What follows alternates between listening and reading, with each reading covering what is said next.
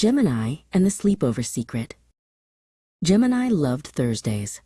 Thursdays meant visits to Grandma Alara's house for cookie testing and garden sprints. But this Thursday was different. This Thursday was a sleepover Thursday. "Don't forget your teddy bear, Winks," Mom reminded them. Gemini hugged Winks tight. They loved Grandma, but their tummy felt like a jar full of jumping beans. "What if I forget where my room is?" Gemini worried. "Grandma's house is a cozy, beautiful maze," Mom laughed. After Mom left, the jumping beans in Gemini's tummy started really bouncing. Everything smelled like lavender and old books, which was lovely, but it wasn't the smell of their own pillow. Gemini sat on Grandma's special purple armchair, trying to shrink. Grandma Alara noticed the quiet. "Aha!" she declared, dusting flour off her apron. "Time for the sleepover secret recipe." She led Gemini into the kitchen.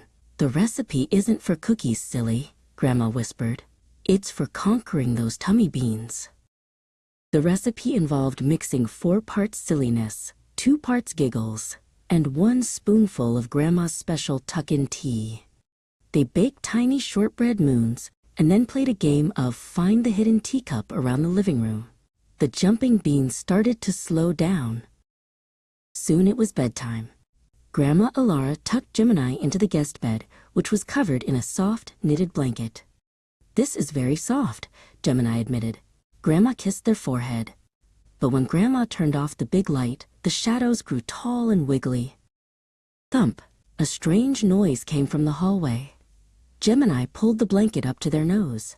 The house sounds were different here. At home, they knew which creaks belonged to Dad, and which were just the pipes. Here, every sound felt like a mystery. "That's Barnaby," Grandma chuckled softly. "He's just my old oak grandfather clock, giving a final sleepy thump before midnight." Grandma reached out and turned on a small, glittering nightlight shaped like a star constellation. "And the shadows?" Gemini whispered. Grandma showed them that the biggest, wiggliest shadow was just the coat rack, wearing Grandpa's old hat. She read Gemini a story about a brave little comet, and soon Gemini's eyes felt heavy.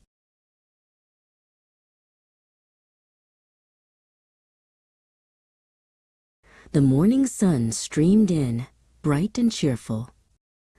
Gemini woke up feeling perfectly rested and happy. They weren't home, but they were safe.